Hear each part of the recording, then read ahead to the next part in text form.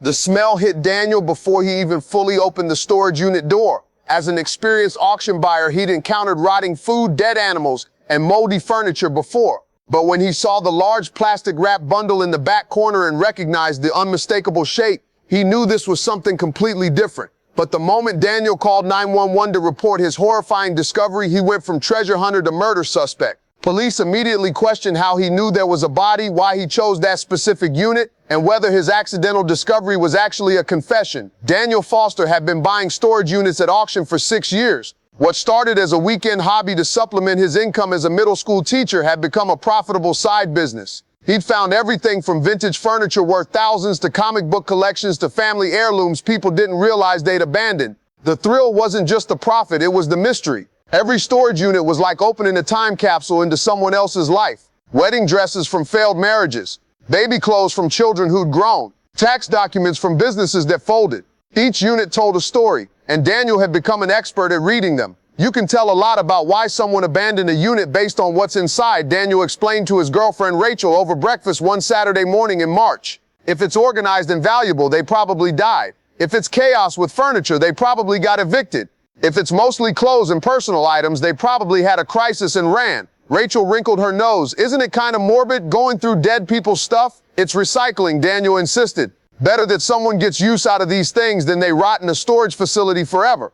Plus, the facility makes money from the auction. The buyers get inventory to resell, and the original owners stop paying, so they clearly didn't want it. That Saturday, Daniel was heading to Riverside Storage Auctions, a facility he'd bought from dozens of times. The auction email had listed 12 units, most of them standard. Mine said unpaid for 3 to 6 months, likely furniture and household goods. But Unit 237 caught Daniel's attention. It had been abandoned for over 2 years with no contact from the original renter. Long abandonment usually meant better finds because items had been packed away carefully rather than dumped in crisis. I'm betting on antiques in 237, Daniel told his regular auction competitor Mike as they waited for bidding to start. 2 years means someone died or went to prison. Either way, probably some good estate sale stuff in there. The auction rules were simple. You bid sight unseen based only on what you could see from the doorway with the unit partially open. Once you won, you cut your own lock, clear out the contents, and clean the unit within 48 hours. Daniel won Unit 237 for $500, more than he usually spent, but his instincts told him it would be worth it. Daniel arrived at the storage facility that afternoon with his truck, bolt cutters, work gloves, and a dolly.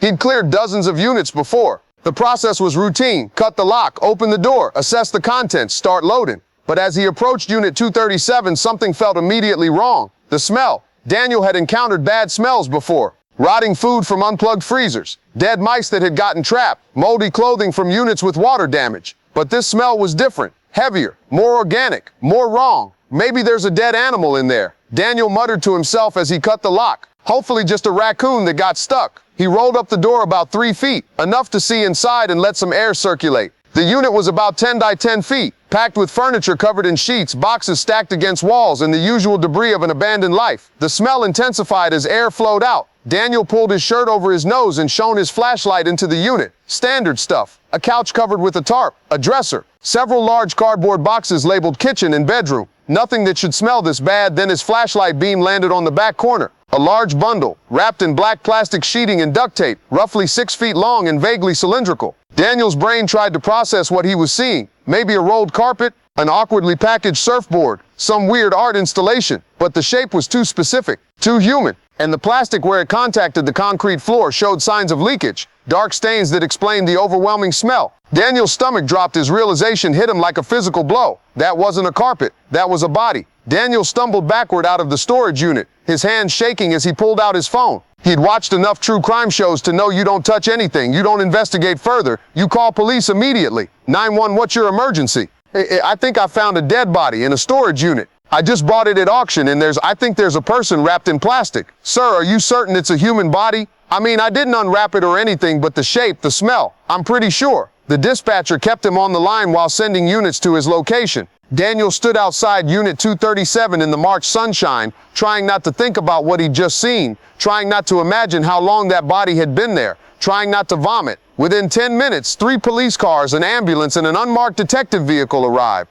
The storage facility manager, a woman named Patricia who'd run the auctions for years, looked horrified. Unit 237, she kept repeating, but that was Sharon Mitchell's unit. She stopped paying 2 years ago. We tried to contact her, but the phone was disconnected. We followed all the legal procedures for abandonment. The detectives, Mufferson and Detective Chen, approached Daniel with expressions that immediately put him on edge. Not concerned, not sympathetic, suspicious. You're the one who called it in, Morrison asked. Yes, I bought the unit at auction this morning and just opened it an hour ago. And how did you know there was a body inside? The question felt like a trap. The smell and the shape. It's wrapped in plastic in the back corner. Interesting that you went straight to body instead of thinking it could be a mannequin, rolled carpet, something else. Daniel felt his face flush. Have you smelled that unit? That's not carpet smell. Chen wrote something in his notebook. How did you know to bid on this specific unit? I didn't know anything. I've been buying storage units for 6 years. This one had been abandoned for 2 years, which usually means better contents. It was a normal auction purchase, but you specifically targeted unit 2037. I bid on it, yes. That's how auctions work. The questions continued while crime scene investigators suited up and entered the unit. Daniel watched as they photographed the bundle, carefully cut away the plastic, and confirmed what Daniel had already known.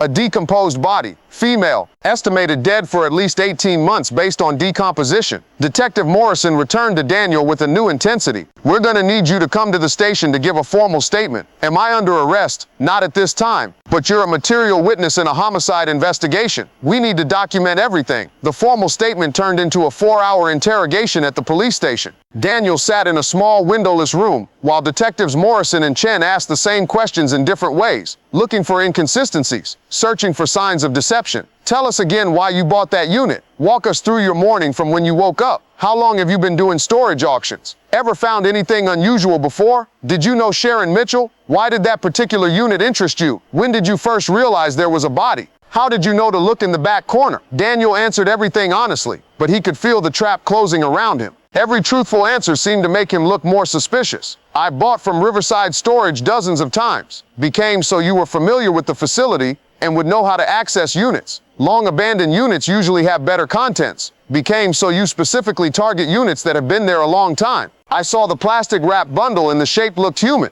Became so you immediately recognized what a wrapped body looks like. Rachel arrived at the station after Daniel texted her. She brought a lawyer, Daniel's high school friend Marcus, who practiced family law but knew enough criminal defense to recognize when Daniel needed to stop talking. My client has cooperated fully, Marcus said after pulling Daniel out of the interrogation room. He discovered a body, reported it immediately, and has answered all your questions. Unless you're charging him with something, we're leaving. Morrison handed Daniel a card as they left. Don't leave town, we'll need to talk to you again. Daniel, let me tell you something, brother. What happened to you is every innocent person's nightmare, being punished for doing the right thing. You found a body. You immediately called police. You cooperated fully. And their response was to treat you like a suspect instead of a witness. That's not justice, that's lazy police work. Here's what I need you to understand. When law enforcement doesn't have obvious leads in a murder case, they focus on the most convenient suspect. And brother, you were convenient. You were at the scene. You knew there was a body. You had means and opportunity even though you had zero motive. But being convenient doesn't make you guilty.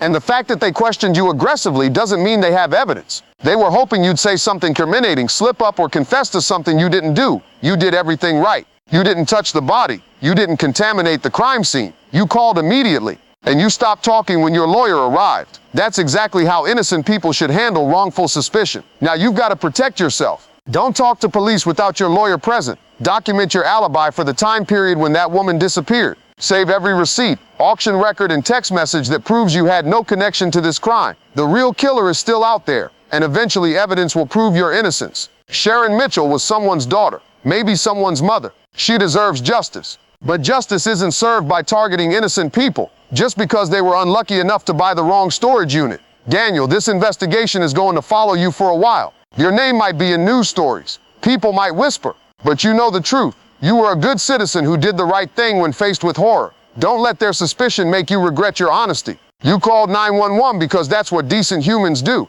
The alternative, walking away saying nothing, letting that body stay hidden, would make you complicit in covering up a crime. The investigation into Sharon Mitchell's death took 8 months. During that time, Daniel lived under a cloud of suspicion. Local news covered the story. His storage auction business dried up as facilities didn't want the liability of someone associated with a murder investigation. But Daniel's meticulous record saved him. He had documentation of every storage auction he'd attended for 6 years. His teaching schedule proved he couldn't have been involved in Sharon's disappearance. Cell phone records placed him nowhere near her last known location. Eventually, police arrested Sharon's ex-boyfriend based on evidence found in the storage unit. His DNA, his fingerprints on the plastic, and his rental records showing he'd paid for Unit 237 for 6 months before abandoning. He'd killed Sharon during a domestic dispute, stored her body in the unit he'd rented, and fled the state. When he stopped paying, the facility eventually auctioned the unit per legal protocol. Daniel was completely cleared, but the experience changed him. I spent 8 months being treated like a criminal for doing the right thing, Daniel reflects a year later. That makes you question whether honesty is worth the cost. But instead of becoming bitter, Daniel became an advocate. He started working with storage facility associations to develop better protocols for handling potentially suspicious abandoned units. He trains auctioneers on what warning signs might indicate criminal activity. Storage units can hide a lot of secrets, Daniel says. Most are just sad stories of financial hardship, but some are crime scenes. The industry needed better awareness. Daniel still buys storage units at auction, though he's more cautious now. And he's become a resource for true crime podcasters and investigators interested in how storage facilities can become repositories for evidence. I was unlucky enough to find Sharon Mitchell, Daniel concludes. But I was lucky enough to be innocent with evidence to prove it. Not everyone wrongfully suspected is that fortunate. The lesson: doing the right thing sometimes comes with consequences, but the alternative, staying silent when you discover wrongdoing, makes you complicit in the very evil you're trying to avoid.